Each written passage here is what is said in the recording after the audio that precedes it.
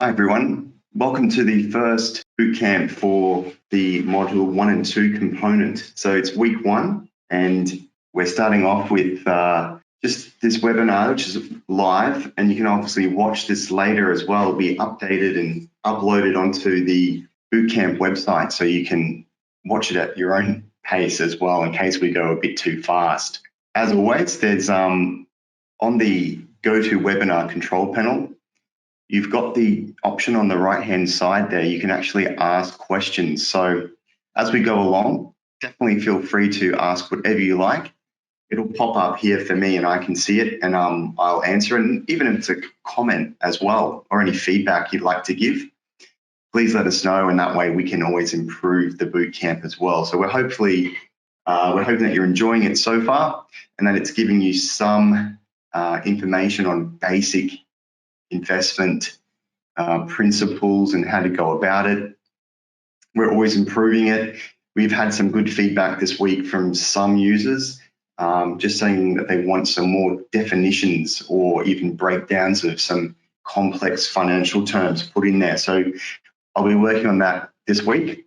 Sometimes I guess we use this language so much that it definitely does become sort of hard to remember that a lot of people don't understand some terms and some concepts. So we're here to make sure that you get a good grasp, because that's what the whole point is. And you're always welcome to also reach out to us on email, invest@investsmart.com.au. But let's start off. So of course, the first thing, as always, is disclaimer. And basically, this is only general information, so we can't give financial advice.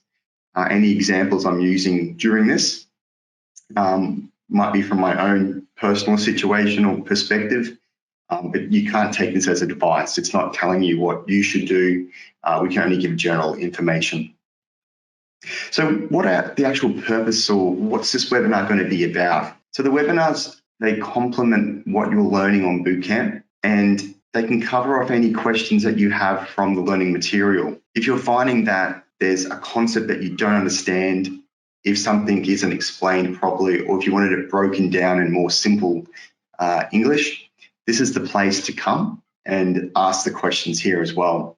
And we'll do our best to break them down. If we can't give you an answer during this webinar, we'll go back, write up a response, and then contact you with that. So you've got a bit more of a stronger understanding. As we mentioned, we can't give financial advice. So if you do ask any questions, which by all means, go ahead and ask as many questions as you'd like during this time, but we won't be able to answer questions such as, I'm 60, I'm going to retire in this many years, what should I do? We can't do things like that. We have to also stick to the course content. So module 1 and 2, which is being covered this week, is on investment planning, that process, and also diversification. So we'll try and stick to that. We can't sort of answer questions outside of that, such as, do you think gold is a good investment?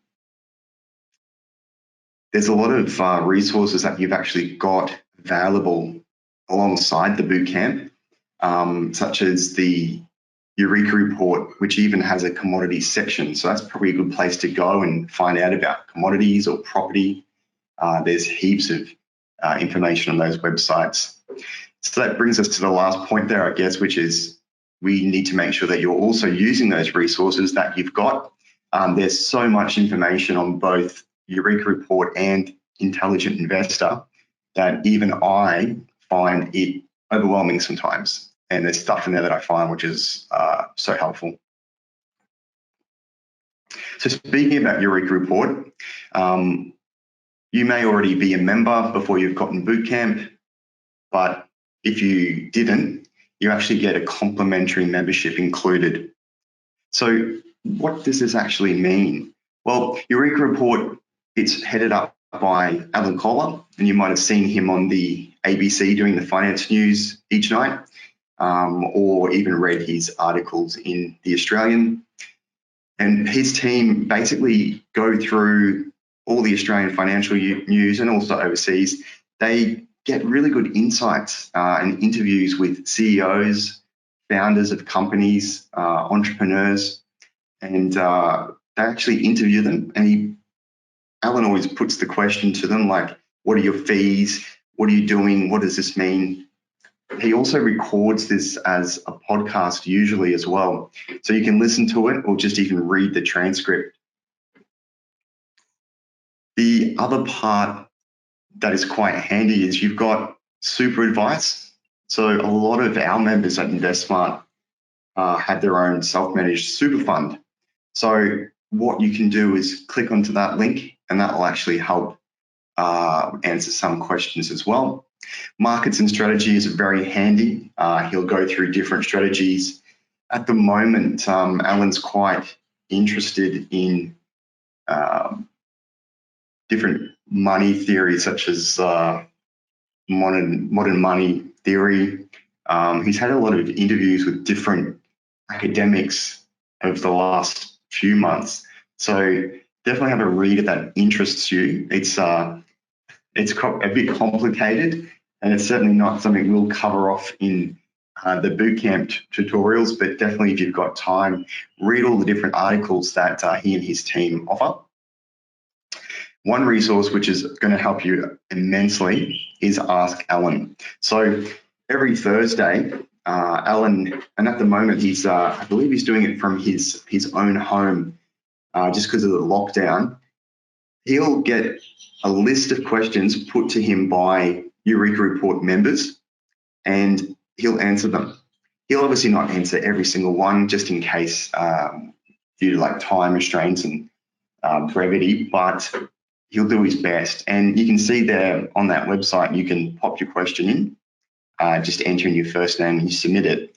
And you can also see the latest questions that have been asked. So we can see that there's medicinal cannabis companies. Someone's asking, what's the future of those? And there's also one about super withdrawals. There's other ones that I've seen on there, such as, Alan, can you please explain what an ETF is? So an exchange traded fund. And he'll go through all that as well. If you're wanting more specific research and even some recommendations on what to buy or hold or sell, Intelligent Investor is the second resource that you've got access to as well.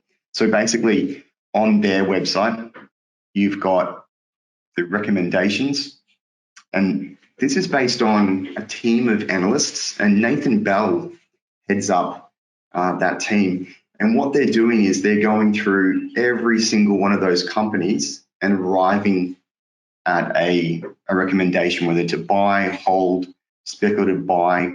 There's a whole list of them that you can follow yourself. So that is quite handy. And down the track at the end of this, if you decided to go with a active type investment strategy, which means that you're involved in choosing and picking what you're going to buy or sell, this might be a good resource to definitely hang on to. The other thing is that they've got the research there as well. So as part of giving the recommendations, you've also got the research that goes into it. So why are they saying hold? Why are they saying buy? The other part that Intelligent Investor also does is they run their own portfolios. So some of you may already know that InvestSMART, which is like the, I guess, parent company of Eureka Report and Intelligent Investor. InvestSMART have their own portfolios, which we'll touch on as examples during this webinar. They're more passively run. So they're not actively out there buying and selling. They're just trying to get the return of the index. The Intelligent Investor portfolios, however, actively managed by a team. They're out there always trying each day to beat the market. And there's a number of different ones that you could either follow, do it yourself. You can invest with them, so they manage everything for you. Or you could also, there's two that we have listed on the Australian Stock Exchange as well. So you can actually just buy them as you would a share.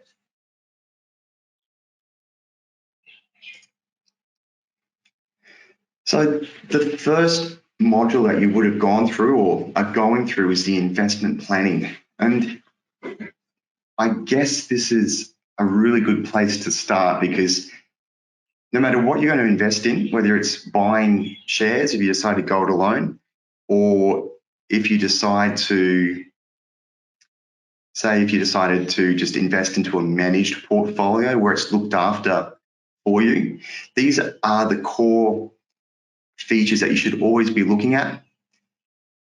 I know when I was at uni and they were teaching us about financial advice and financial planning, I was a little bit surprised with just how basic this concept is. And not to say that it's so basic that everyone should know it. I personally believe that we should all be taught this at school, taught how to set or plan for your financial future, the risks of compound interest or compound returns, and how you can make it work for you instead. But it doesn't matter at the moment. We can start now, hopefully teach our children, teach our grandchildren, and make a start with our investment planning at whatever age. There is a question here, which is fantastic. Thank you, Cameron. And it is, if you're planning on starting an investment portfolio as a couple, is there a benefit to joint accounts versus individual? What if there's a large difference in the two individual tax brackets? I can't really give advice on tax benefits or if there's any advantages in that respect. I do know that on the Eureka Report website, there is a section there on tax. They do go into that a little bit better. I know from my job as well in handling the investment portfolios for InvestSMART that we do have a number of couples that will open a joint account, and that has a lot of benefits in terms of keeping it under the one name, eventually transferring to another person in the group, and even to a self-managed super fund. But yeah, I don't really have the ability to give you, I guess, the benefits of having a joint versus an individual. There's going to be benefits for both. And in terms of tax, have a look at the Eureka Report website. They might have some articles on there about tax advantages. I would always recommend seeing a tax agent or a tax advisor, someone who's qualified to give you that correct information. So yeah, thank you for that question. So looking at the three, I guess, core components of investment planning, you've got the goal, the time or time frame, time horizon. It has a few different terms. And then there's also risk profile. And that's basically how would you profile yourself in terms of risk? Are you a risk taker? Are you comfortable with risk? Do you not like much risk? So looking at the first part is goal or financial goal. And I had a really good question this week from Sandra, which the feedback she gave was fantastic, and the questions she asked were really good to get an insight on what people are wanting to know about bootcamp and about investment planning and the other modules. So with the goal, you've got to ask yourself, what am I trying to do? What's the point of this? What's my reason? If you're someone who wants to get into shares, you don't want to go out there and just say, I'm just going to buy shares so I can get rich. I mean, that would be fantastic if it worked like that. But my experience, and I used to work at a broker before this, where we had a lot of people who would have no plan whatsoever. And unfortunately, a lot of them didn't do quite well because they didn't know where they were going. So you need to figure out what you're trying to achieve. So have a goal in mind. And the example I've used here is that I'm saving for a house deposit. And you can have numerous goals, that's totally fine. And they're all going to have different components, different time frames. But you just need to start, you should write it down to begin with, just so you've got it recorded somewhere so you can come back to it. But having a goal in mind is a good start. You might want to be saving for retirement. You might want to have a safety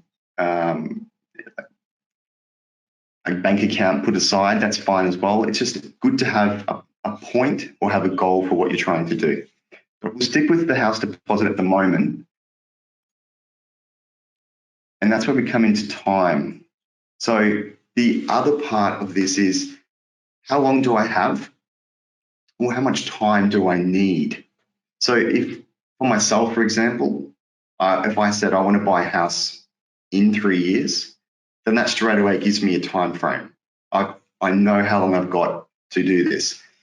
If you're in the retirement phase, for example, you might be 60 years old. And in that case, you'd be saying, how long do I have? So you may only have a certain number of years left to invest. And that's straight away going to put a figure on that. So at least you have an idea of what you can do in that time period. The time frame dramatically affects what kind of risk you can take.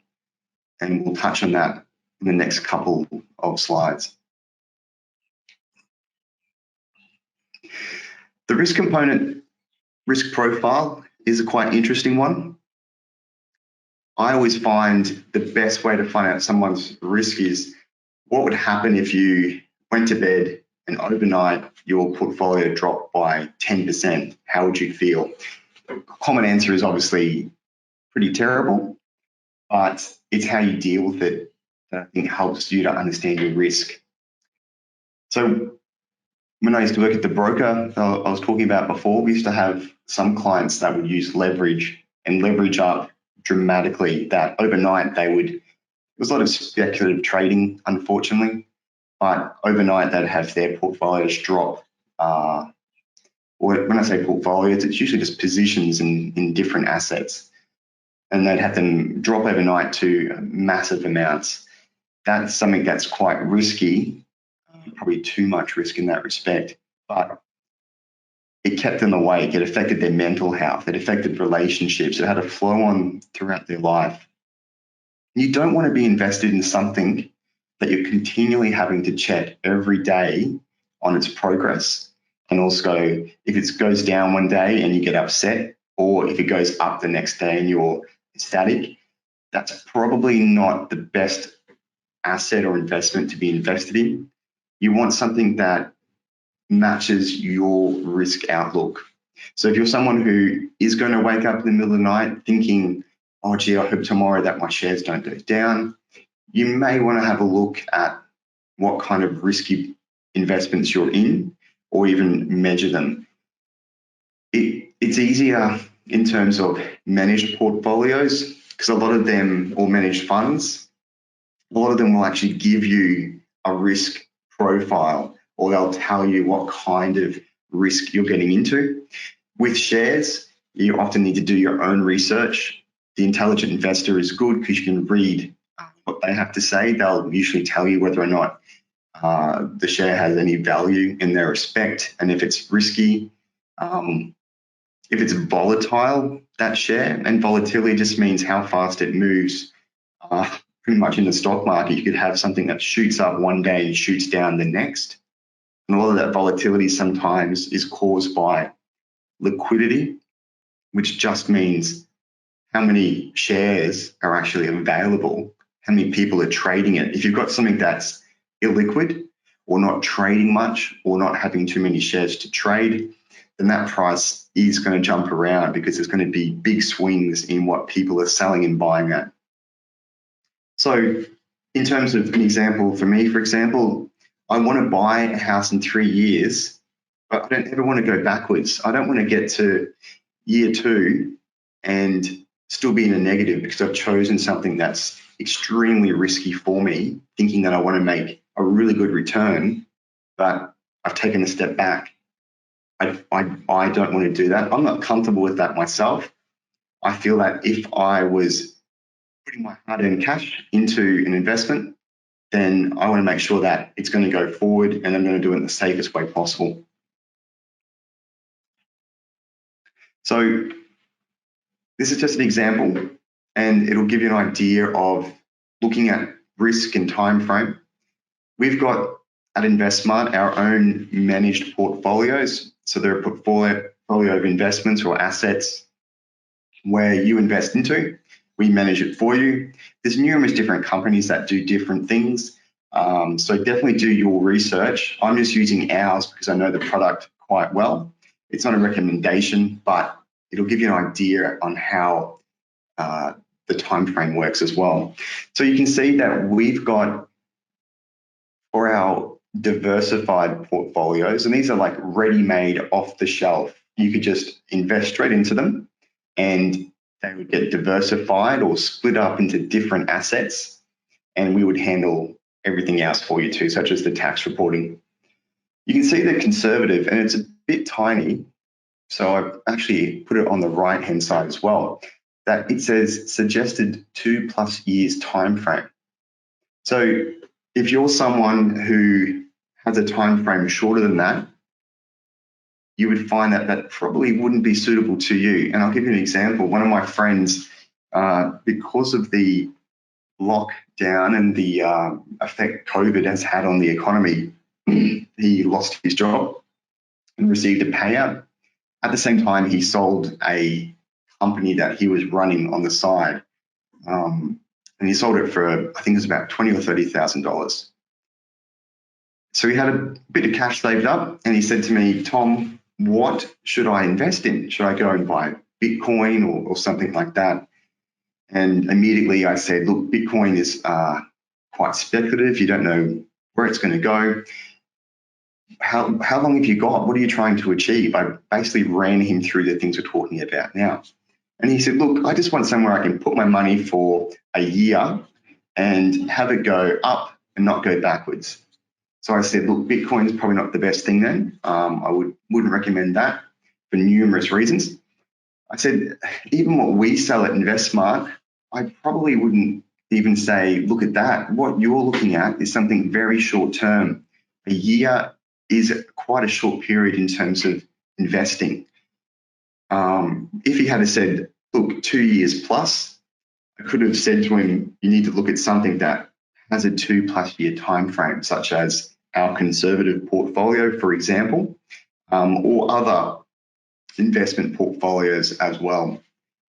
And the reason for this is that in that 2 year time frame, if you do have a year that is a negative year, it's a very strong likelihood that based on what assets it's invested in, it will have a positive year or eventually end up after that 2 years in a positive outcome for you.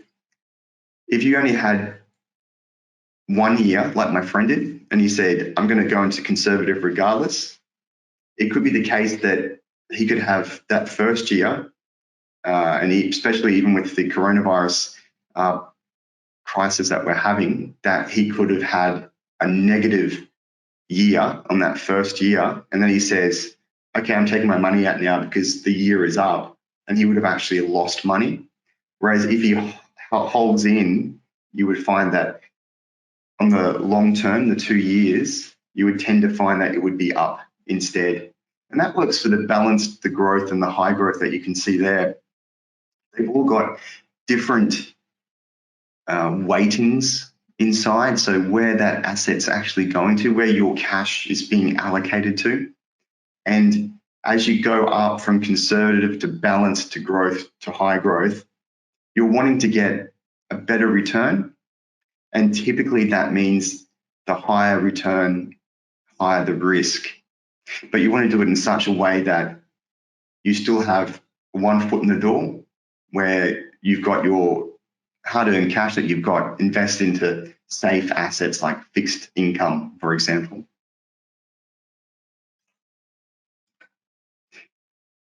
That brings us to the next part in particular on diversifying or diversification. So we were talking about the last InvestSMART portfolios there as examples. They're all diversified. So they're actually split across a number of different asset classes. And when I say asset class, what I'm talking about is your home, that's an asset, for example, so property. Equities or shares, as they're known here in Australia as well, or stocks in the US. That's an asset class. Cash at bank, that's an asset class as well. So what you can see, there's a number of different types of assets that you could invest in as well. With a managed portfolio, and even ideally, if you're doing your own portfolio, you'd want to be spread across different asset classes so you're not stuck in the one thing. What a lot of Australians do, unfortunately, is they'll just go out and buy a handful of Australian shares that they know and that they trust, but they're not properly diversified. It means that if the Australian market or that sector they're invested in has a bad day, well, your portfolio is going to have a bad day as well. So diversification, the best way I like to put it in plain English is you're spreading the risk across different assets.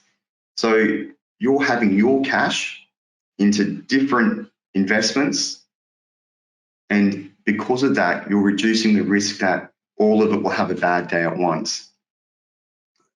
I like to use the example of my grandfather, and thanks to Sandra, I was able to give her this example this week as well.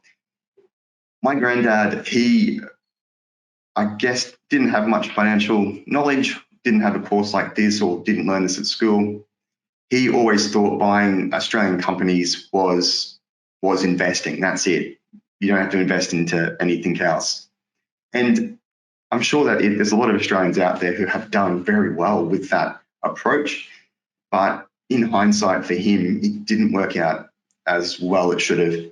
So he bought Telstra shares when they had the first privatisation tranche, got into Telstra, and he was like, I'm an investor now. I'm very excited. I'm invested. I've got money in the stock market. But he was only invested in one share, which meant that when Telstra had a bad day, so did his portfolio. His entire wealth would go down. When it had a good day, then so did his portfolio as well. That's not really spreading the risk. So my father, who luckily is in finance as well, did say to him, look, you need to look at spreading your risk. Don't have it all in one bucket, or don't put all your eggs in one basket. So such a common term. Buy some other shares, start to work out and get a portfolio that's diversified, that's different. So he went out and bought Commonwealth Bank because he banked with them. And he said, oh, great, I've done that. Now I'm diversified. I've spread my risk and I've got 2 shares. But how do you really? Well, the limits to diversification are many. There's so many ways that you can diversify. So he had one share to begin with, Telstra. He's not diversified whatsoever. When he said he bought the 2 Australian shares, CommBank and Telstra, sure, you might be slightly a bit more diversified, but very, very minimally. Like having a share in different sector, sure, that's one way to look at it, but they're both Australian shares. So you'd argue that they are both at the whim of what the Australian economy has to offer. So if there's a bad day in the economy, if the Reserve Bank comes out with different announcement that's going to affect the strength of the economy, or the government does as well, the unemployment figures might be bad, you'll tend to find that the Australian shares, and you see it on the ASX 200, are going to be affected. So if you're solely just in Aussie shares, or if you've only got 2 Aussie shares, you're at the mercy of what's happening in Australia in the economy for that period. So how could he have diversified better? Well, for a start, he only had 2 Aussie shares. Maybe he could have bought up to 200 Australian shares. They talk about the right number is 10 to 20, but we like to always say 200 because it gets us into another area where we invest in at InvestSMART as well. So you would have heard of the ASX 200, which is the top 200 shares in Australia, and that's by market capitalisation. So what's its value on the share market. And it's basically the number of shares they've got times the share price. And that's how you get the market cap or market capitalization. The top 200 companies, they're going to include the miners, the banks. You can actually see a whole list of what's in there. But if you wanted to diversify, or even you've probably heard of the ASX 200 index, and that index is tracking those 200 top Australian shares. So you might see Alan Kohler on ABC during the finance news, and you might talk about the ASX 200. It was up today, the market was up or the market was down. He's talking about those top 200 shares and the index, how it's tracking it. So if you were to go out, even through a broker, and buy the 200 Australian shares, and they're all in different percentages. Like, for example, BHP will have a bigger percentage of that top 200 than, say, CSL that's on there as well. They're all in different weightings. If you were to buy in accordance with those weightings, you would actually be tracking what the Australia ASX 200 does each day. And that's where we come to another different investment tool you can use. And it's going to be explained better in a few more modules, but exchange traded funds, or ETFs. So what does that mean? What does it do? Well, a company like BlackRock, what they'll do is they'll go out and they'll buy those 200 Australian shares in the exact, or as close to possible, percentages that make up that index. They then wrap them up into a ETF, exchange traded fund, and then offer that to you. So exchange traded fund, it trades on an exchange, the Australian Stock Exchange, or Australian Securities Exchange is the correct term.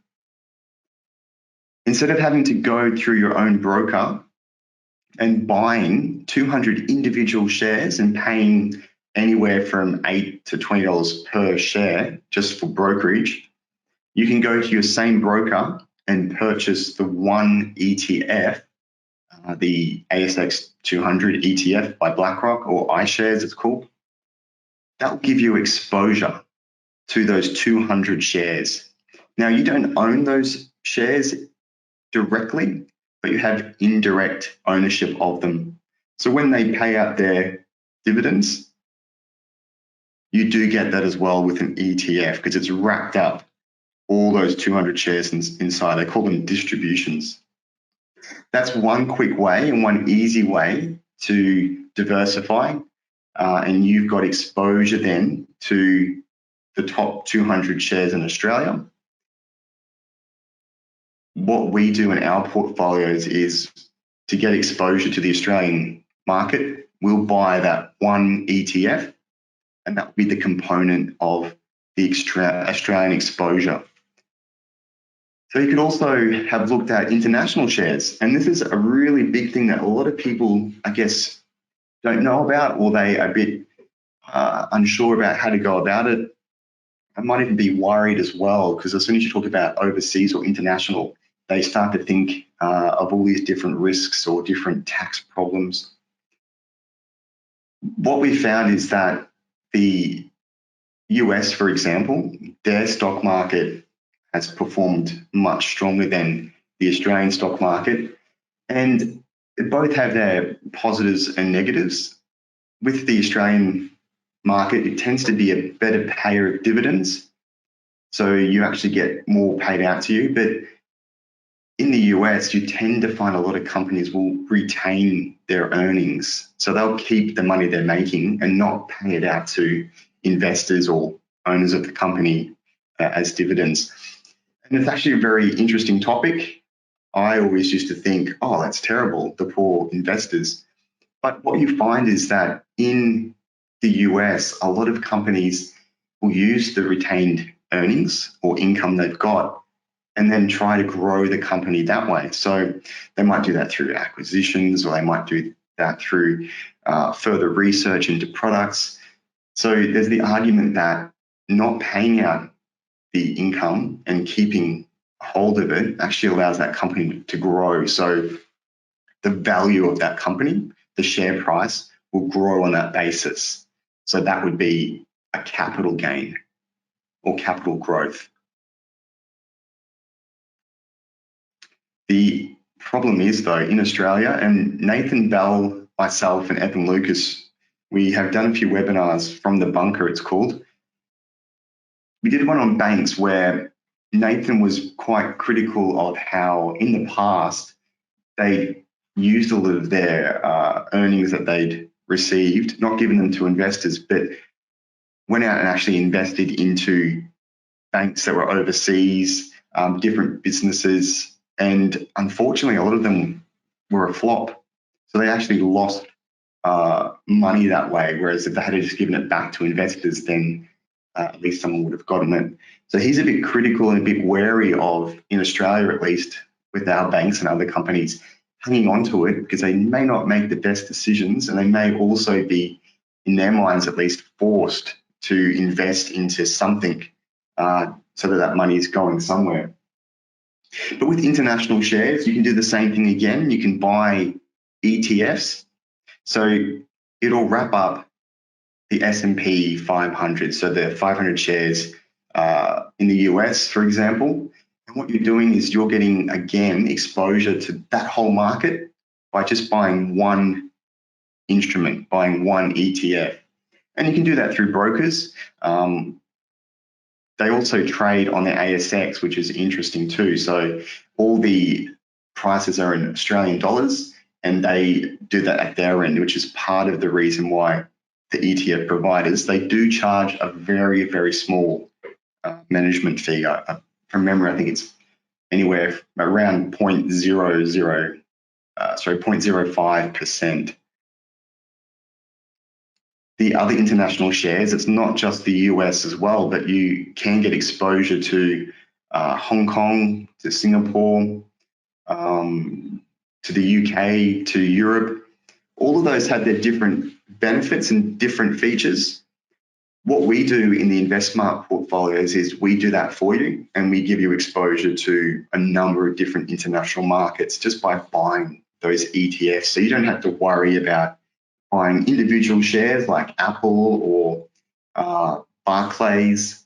We purchase the ETFs that wrap up all these different shares, and it gives you, I guess, a foot in the door for the international side of your portfolio. Other thing my grandfather could have done is looked at fixed interest or even cash. I know he had cash at bank. I don't think it earned much at all.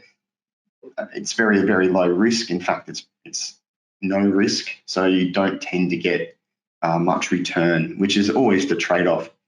The fixed interest is interesting, pardon the pun, but you can again buy ETFs that wrap up different interest type products that help to reduce the cost of buying and selling them.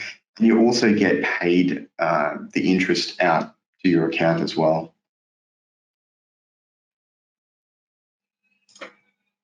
So when it comes to asset allocation, like what does that actually mean? So we've talked about diversification, and diversifying, remember, is that you are basically not putting all your eggs in one basket. You're spreading the risk, and you're making sure that you're invested across a number of different areas. So you're invested across a number of different assets.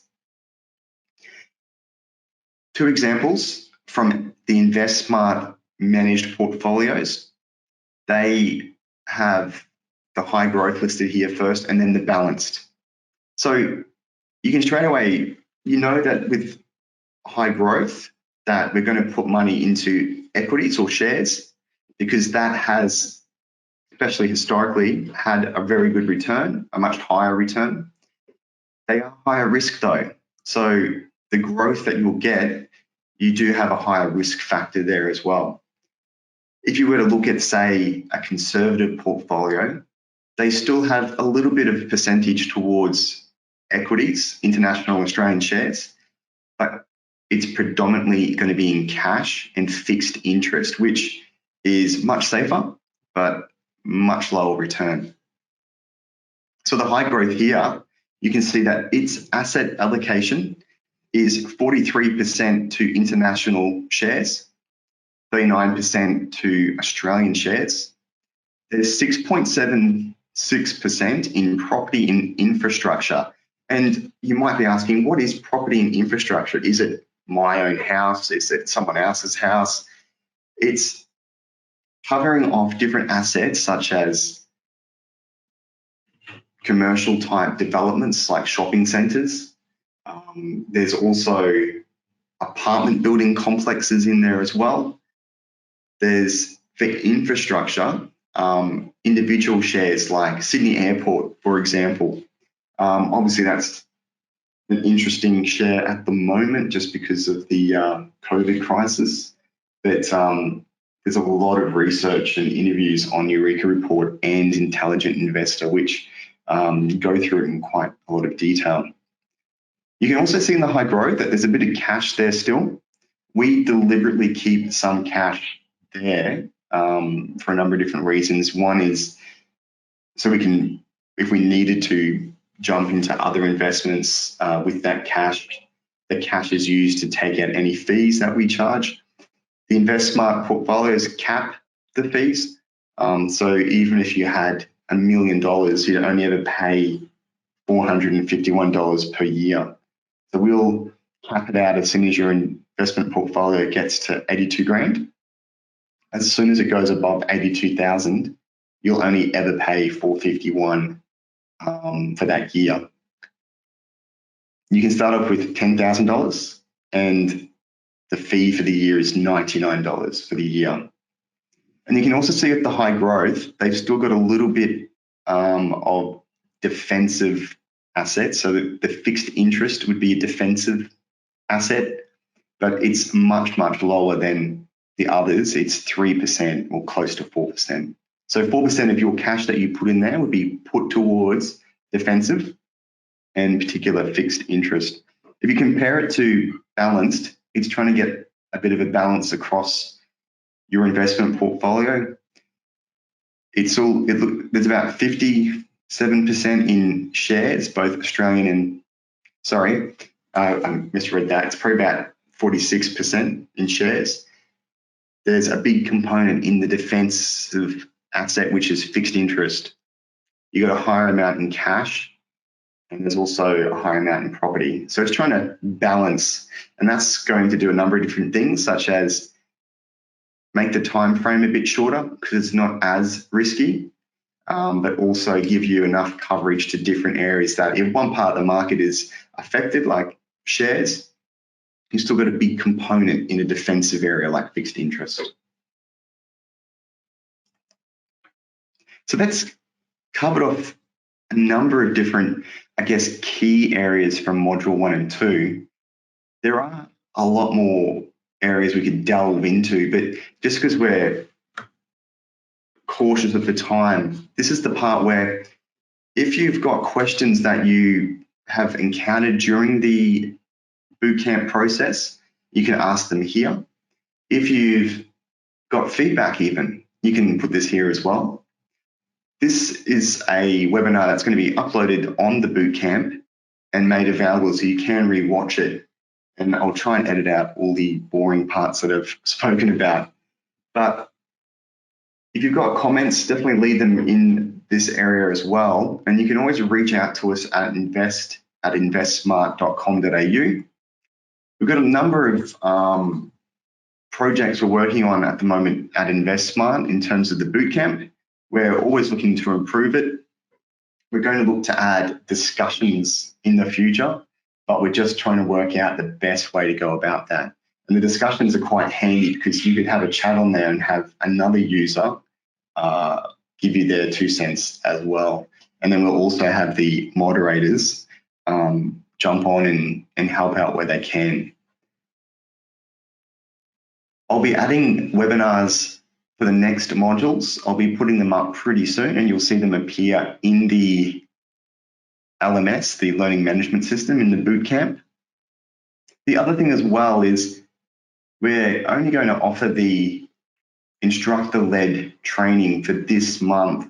So those of you who signed up for the instructor-led, we will definitely see it through for July.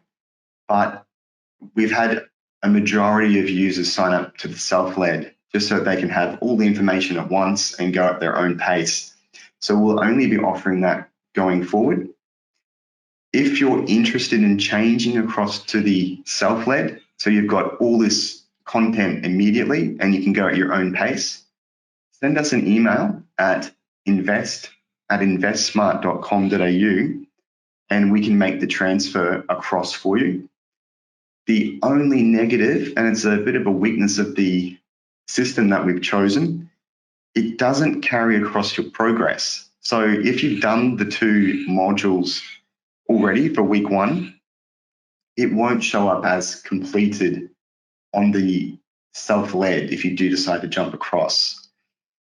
I'll make both available to you just so you can copy across any answers that you may have correctly done and achieved.